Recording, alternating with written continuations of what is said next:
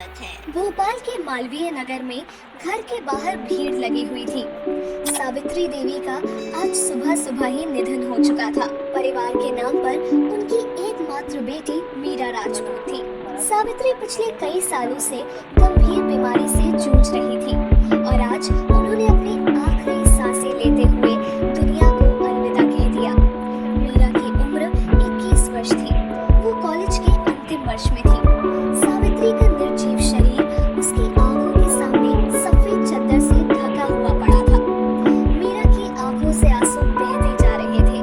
पास बैठी औरतें उसे सांत्वना दे रही थी, लेकिन माँ को खो देने का दुख सिर्फ मीरा ही जान सकती थी। अपना कहने के लिए एक वो ही तो थी इस दुनिया में।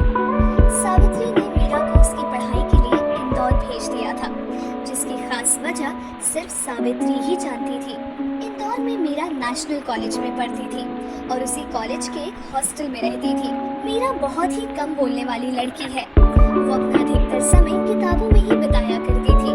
कॉलेज में उसकी एकमात्र दोस्त थी निधि व्यास, जो कि इंदौर में रहती थी अपने परिवार के साथ। निधि और मीरा दोनों बहुत अच्छी दोस्त थी। कॉलेज के 2 साल दोनों ने साथ साथ ही पूरे किए थे, लेकिन निधि मीरा को अब बहुत कम जान पाई थी। वजह थी मीरा का अंतर्मुखी होना, या शायद हालातों ने उसे उम्र से पहले ही परिपक्व बना दिया। मीरा इस बार बिना निधि को बताए भोपाल आ गई थी। सावित्री के अंतिम संस्कार की तैयारी हो चुकी थी। जब उनके पार्थिव शरीर को ले जाया जाने लगा तो मीरा जोर जोर से रो पड़ी। औरतों ने उसे संभाला, लेकिन कोई उसे रोक नहीं पाया। वो दौड़कर बाहर आई और कहने लगी, हम भी साथ जाएंगे। बिटिया, औरत शमशान में नहीं जाती है।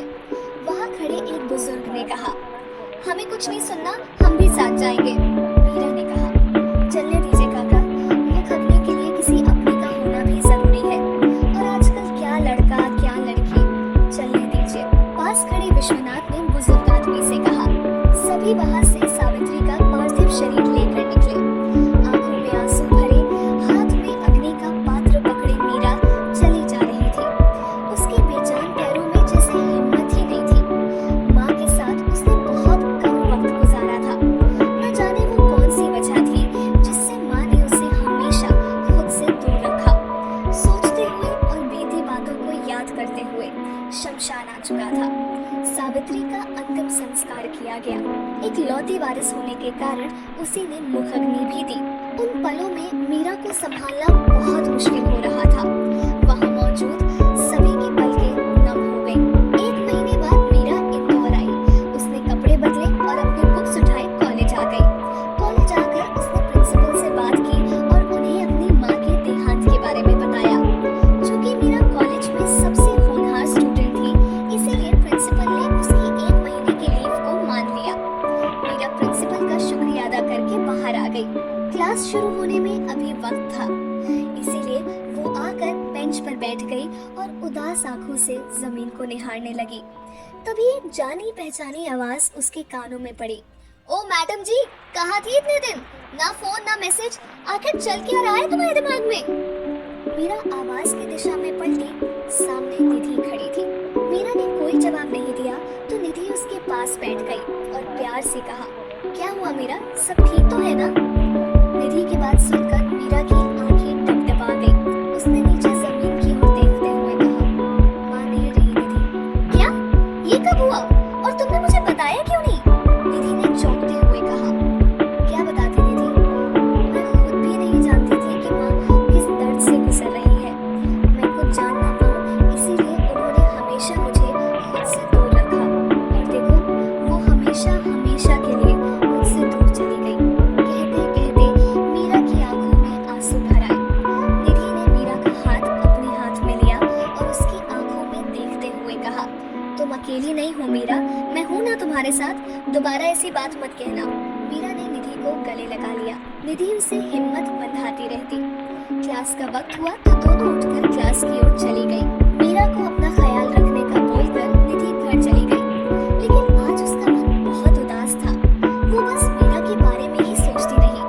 अगली सुबह हॉस्टल वार्डन ने मीरा से कमरा खाली करने को कहा। पिछले 1 महीने से उसके कमरे का किराया नहीं आया था। मीरा ने कुछ दिन की परमिशन मांगी, लेकिन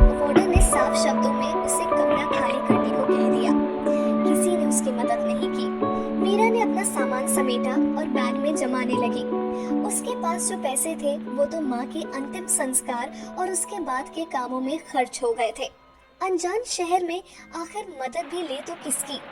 मीरा बहुत ही स्वाभिमानी लड़की थी और इसीलिए उसने अपनी ये परेशानी निधि को नहीं बताई। भोपाल वापस जाने के अलावा मीरा के पास अब और कोई रास्ता नहीं था। अपने बैग लेकर वो हॉस्टल से निकल गई। निधि जब कॉलेज आई तो क्लास में मीरा को ना देखकर उसने अपने साथ बैठी रागिनी से पूछा, जो कि उसी हॉस्टल में रहती है, ए रागिनी, मीरा कहाँ है? वो कॉलेज क्यों नहीं आई? अरे तुझे नहीं पता क्या? आज वार्डन मैडम ने उसे हॉस्टल से निकाल दिया। रागिनी ने फुसफुसाते हुए कहा। व्हाट? पर क्यों? निधि ने हैरानी से कहा। क्योंकि उसने हॉस्टल के रूम का किराया नहीं दिया था। अब मुझे डिस्टर्ब मत करो, पढ़ने दो, रागिनी ने कहा और बुक्स में नजरें गड़ा ली। निधि ने सुना तो सोचने लगी, इतना सब हो गया और मीरा ने मुझे बताया तक नहीं। ये लड़की भी ना, इसे समझना सच में बहुत मुश्किल है। पता नहीं इस वक्त वो कहाँ होगी। मुझे जाना होगा। निधि ने अपना बैग और बुक्स उठाए और क्लास के बाहर निकल गई। कॉलेज से सीधा वो हॉस्टल आई और मीरा की रूममेट से पूछा। रूममेट ने बताया कि मीरा वापस अपने घर जाने की बात कर रही थी। निधि वहां से निकली और तुरंत रेलवे स्टेशन आई। ट्रेन जा चुकी थी। निधि हताश हो गई। उसने उदास नजरों से ट्रेन को जाते हुए देखा और जैसे ही वापस जाने को मुड़ी, उसकी नजर बेंच पर बैठी मीरा पर गई। निधि खुशी से दौड़कर उसके पास आई, लेकिन अगले ही पल उसकी खुशी गुस्से में बदल गई और उसने कहा, समझती क्या हो अपने आप को? और ये इस तरह मुंह छुपाकर कहाँ जा रही हो? मुंह छुपाकर नहीं जा रहे, बता कर आए थे रागिनी को, मीरा ने धीमे स्वर में कहा। और तुम्हें लगता है मैं तुम्हें ऐसे जाने दूंगी? निधि ने गुस्से से कहा। पर अब यहाँ करेंगे भी क्या? वार्डन ने भी हमें हॉस्टल से निकाल दिया है, मीरा ने कहा। वार्डन की तो मैं, तुम ये बताओ तुमने मुझे क्यों नहीं बताया? निधि के इस सवाल पर मीरा खामोश हो गई। निधि उसके बगल में बैठी और कहने लगी, मीरा, तुम सिर्फ कहने के लिए मेरी दोस्त नहीं हो। कॉलेज में बहुत सी लड़कियां हैं, लेकिन मैंने तुम्हें अपना दोस्त चुना। जानती हो क्यों? क्योंकि तुम बहुत अच्छी हो और समझदार भी हो। तुम बहुत स्ट्रॉन्ग लड़की हो मीरा। फिर ऐसे कैसे जा सकती हो? आंटी का सपना कैसे भूल सकती हो? तुम्हें पढ़ना है, एक बड़ी अधिकारी बनना है, ये कैसे भूल गई तुम? निधि, हम कुछ नहीं भूले हैं, सब याद है हमें। पर इस शहर से हमने एक बात सीखी है कि अगर जीना है तो पैसे जरूरी है और वो हमारे पास नहीं है। निधि, घर जाएंगे, वहाँ रहने के लिए कम से कम अपना घर तो है, मीरा ने उदास होकर कहा। हो गई तुम्हारी आदर्श वाली बातें, तो चले, निधि ने उठते हुए कहा। कहाँ? मीरा ने कहा। कोई सवाल नहीं, उठो और चलो, कहकर निधि ने एक बैग खुद उठाया और दूसरा मीरा को थमा दिया। दोनों बाहर आई। निधि पार्किंग से अपनी स्कूटी निकाल लाई और मीरा को साथ लेकर चल पड़ी। निधि के पीछे बैठी मीरा के मन में सैकड़ों सवाल उथल-पुथल मचाए हुए थे। मीरा जब भी इस शहर से जाने के बारे में सोचती, ये शहर उसे वापस अपनी ओर खींच लाता। सवाल बहुत थे, लेकिन जवाब नहीं। निधि उसे कहाँ लेकर जा रही है, इस बात का भी उसे अंदाजा नहीं था। स्कूटी सड़क पर दौड़ाते हुए निधि ने अचानक से ब्रेक लगाए और गाड़ी को यू टर्न घुमाया। क्या हुआ? इधर कहाँ जा रही हो? पीछे बैठी मीरा ने सवाल किया। हॉस्टल, निधि ने कहा। लेकिन क्यों? मीरा ने कहा। तो चल तो बताती हूँ, कहकर निधि ने स्पीड बढ़ाई और कुछ वक्त बाद दोनों हॉस्टल के सामने थे। निधि ने स्कूटी साइड में लगाई।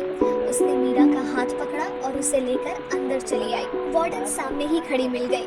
निधि उसके सामने आई। उसने अपनी जेब से कुछ रुपए निकाले और वार्डन के हाथ में थमाते हुए कहा, ये रखो अपने पैसे और आज के बाद किसी लड़की को इस तरह से हॉस्टल से मत निकालना। वक्त पर किराया देंगे तो कोई क्यों निकालेगा? पर ये लड़कियां घर वालों के पैसे तो ऐश में उड़ा देती हैं और फिर किराए के नाम पर रोने बैठ जाती हैं। वार्डन ने मुंह बनाकर रुपए गिनते हुए कहा, चुड़ैल, तेरी हिम्मत कैसे हुई मेरी दोस्त के लिए ऐसा बोलने की? मैं तेरा मुंह नोच लूंगी, निधि ने वार्डन से उलझते हुए कहा। लेकिन ऐन वक्त पर मीरा ने उसे रोक लिया और कहा, निधि, ये क्या कर रही हो? छोड़ो उन्हें, मैं मुंह तोड़ दूंगी इसका। इस हॉस्टल की लड़कियां चाहे जो करती हो, तुम ऐसी नहीं हो, निधि ने गुस्से से मीरा से कहा। तुम प्लीज यहाँ से चलो, प्लीज, मीरा ने निधि को लगभग खींचते हुए कहा। यहाँ बस इतना